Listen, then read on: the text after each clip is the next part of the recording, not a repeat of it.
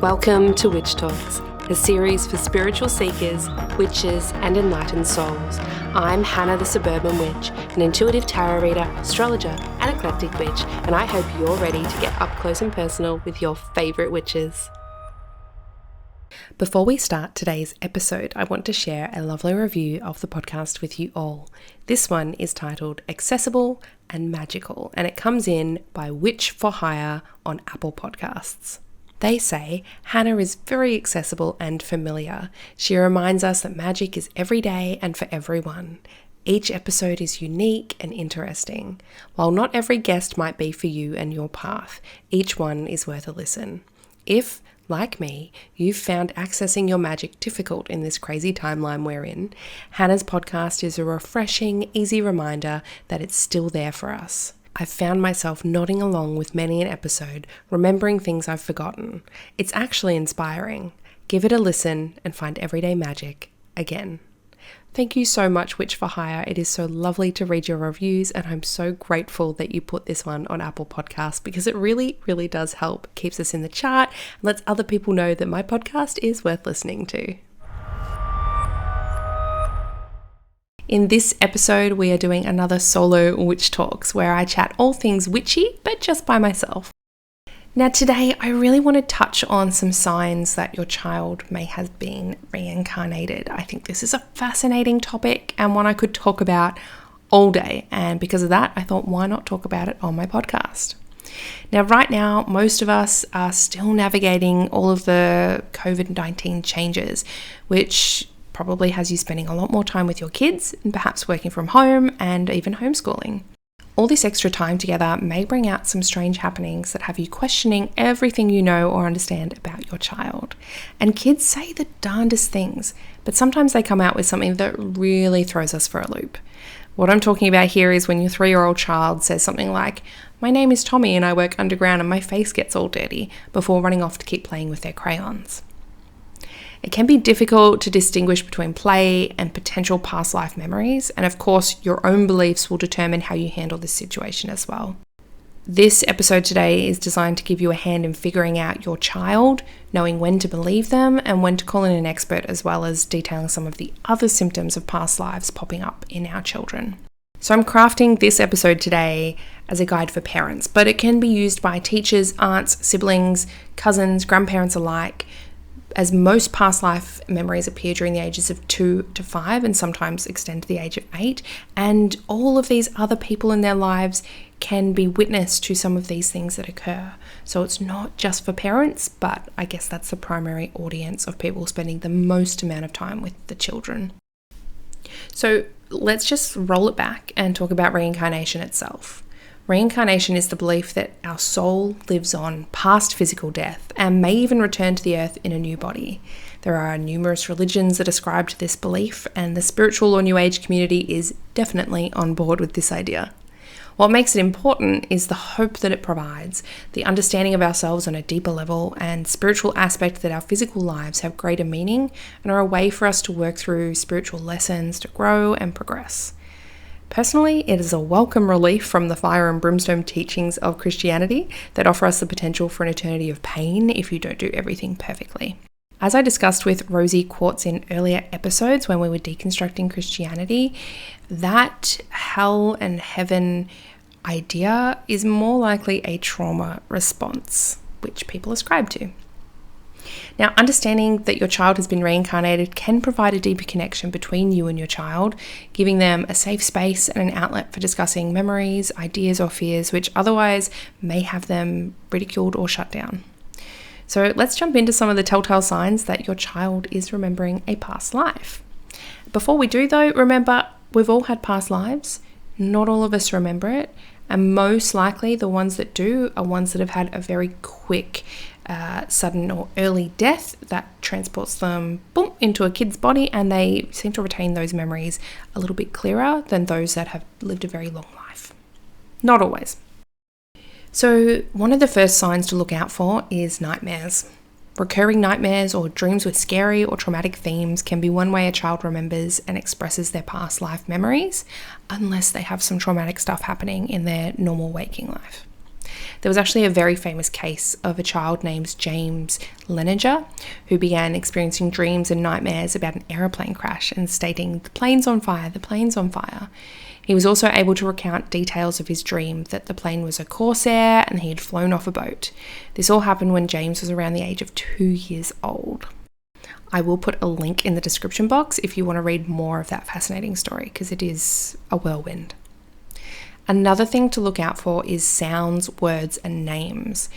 Kids can have a habit of naming their toys and teddies some truly bizarre things, and my own daughter recently went through a phase of naming her teddy Hairbrush. There are times, however, when these names can give us clues to a potential past life. An example of this is when children name their toys with popular baby names from other cultures or countries that are not common where the child is growing up. Or when learning to talk, they make sounds that are unusual in their native tongue and instead represent a different language style. Now, this third one that I'm going to mention isn't as commonly spoken about, and this is something called xenoglossy, and it's speaking unlearned languages. It's very rare, but it has been documented, and one particular case was of a Thai boy named Bongkuch Promsen who claimed to recall his life as a murdered youth from Laos. His memories were specific enough to actually identify the Lao youth, which verified his story. He also consistently told his parents he was not Thai, but in fact from Laos, and he had many traits from that culture, such as washing his hands by immersion in water rather than under running water. He spoke his Thai with a Lao accent and also used unusual words for fruits and vegetables, which were later confirmed to be the Lao names for these items. Again, I'm going to pop a link to that story and other confirmed cases of xenoglossy in the description, because I would just be all day if I was recounting all of those stories, although they are fascinating. And honestly, if that's something you'd like me to do an episode on, recounting some of these stories in depth and detail, hit me up. I'm happy to do it, especially if you guys want to hear that sort of thing. Now, another thing to look out for is a fascination with an unusual topic. So children often exhibit a fascination with certain topics. This can also be a neurodivergent trait of autism, sometimes ADHD, so it is important to understand the differences. The topic of fascination is likely to do with a time in history, such as World War II, or in relation to a previous occupation. There was a boy named Ryan Hammonds who at the age of 4 began obsessing over Hollywood and wanting to go back to Hollywood. He told his mother of the actresses he loved, all who were long dead, and how he danced on Broadway and was an actor and Hollywood agent. They managed to find Ryan's former self, and he was able to identify 55 details, such as his name, previous address, and exact age of death. It's an incredible story. Again, I will link it in the description. But those sorts of things are what you need to look out for. It's not very common for a 4-year-old to know a lot of these old actresses that are long dead and all of the ins and outs of Hollywood and that sort of thing. There's another little story about a boy who was obsessed with golf and was a previous golfer, and displayed unusual talent for golf at the age of 2 as well. So just looking out for that fascination with an unusual topic and a depth of knowledge about it as well, that you don't really know where that's come from. You didn't teach it. They may not have seen it on TV. It's a little bit out of the water. The last, sign that we're going to talk about is the one that most people think it's going to be. This is all they sort of think about. And that is just your child talking about a different family or a life before. This is probably the most common clue to a previous life, and it's just general comments, stories, or statements that your child may make. Some examples might be, "You're not my mum or dad," "When I was a mum or dad," "When I was big, I used to have blue eyes," or a car, or whatever they had. Or, "That happened before I was in mum's tummy." "I have a wife, husband, children," or "I used to drive a truck or live in another town." "I died in a car accident," or "after I fell." Sometimes it comes across as, "Remember when I lived in that other house?" or "Remember when I was your daddy?" Or even, "I want to go back to my other house, my other family, my other parents." These can be hard to hear as a parent or caregiver, but often they're not a reflection of their experience with you now. It's just those memories can be really strong for them. My own daughter, when she was 2 years old, she used to climb into bed with me, put her arms around me so that my head was on her tiny chest or in the crook of her arm, and she would stroke my hair and say, "I'll never lose you again." Now that, even to this day, I'm still getting chills now when I recount that story, because at the time I was certain she was my mother at one point. I am so certain that she used to be my mother, and something happened and I potentially passed away too early. And it's really interesting seeing how that's come through in different things that she's said or done. And it's just one of those things that as a mother, I know there's not been too much discussion outside of that from her, or too many other clues. It was just a little inkling that sort of came through at one point. But some children have a vast amount of knowledge or memories or other signs like these ones that we've talked about today that may even prompt you to need to call in an expert. So if you do wish to learn more about children or reincarnation with validated examples, I can highly recommend any of Dr. Ian Stevenson's books on the topic. He was the world leader in childhood reincarnation research. And the other author worth noting is Dr. Brian Weiss for his work on past lives in general. In particular, his book Many Lives, Many Masters, which is life-changing, but his focus is more on adults.